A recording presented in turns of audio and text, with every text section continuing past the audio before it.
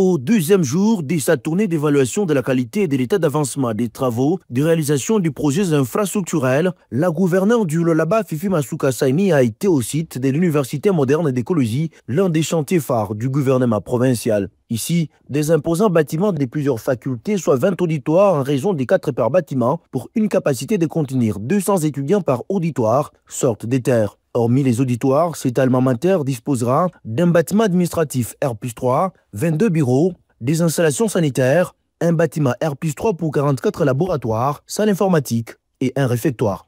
La nouvelle structure de celle qui sera l'une des meilleures universités efface les traces de son ancienne configuration qui lui a privé les standards des universités modernes du monde.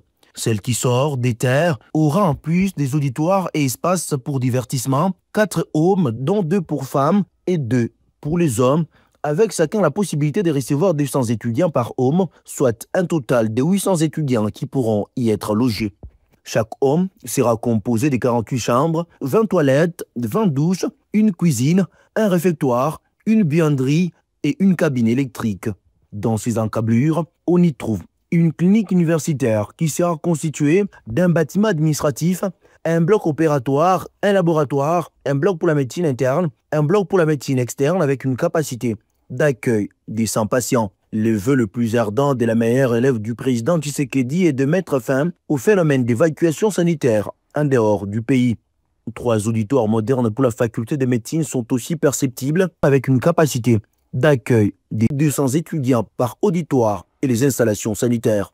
Fifi Masuka Saini et Clément Fujit-Natkarl inspecteront enfin la poursuite des travaux de la pose d'une couche d'asphalte sur la piste de l'aéroport international de Kolwezi. Les démarches sont donc en cours pour l'homologation de ces joyaux architecturaux. Notre première étape étant terminée, nous sommes en train maintenant de suivre les autres chantiers en construction. Nous sommes très satisfaits. Le vice-premier ministre, ministre des Transports, nous a promis de s'y atteler avec toutes les équipes techniques. La Régie des voies aériennes salue l'implication totale de la gouverneure pour doter sa juridiction des infrastructures aéroportuaires aux standards internationaux. Les travaux sont en train d'évoluer correctement et puis il y a une bonne vitesse. Ici, nous sommes sur la piste. Vous voyez que la fois passée, maman est passée pour le lancement de la première couche des bases de 9 cm. Aujourd'hui, elle est encore là. On a commencé depuis hier à passer la deuxième couche des bases de 9 cm encore. Ici, nous aurons une piste très solide. À travers cette ronde, la chef de l'exécutif entend donc léguer aux générations futures des ouvrages durables.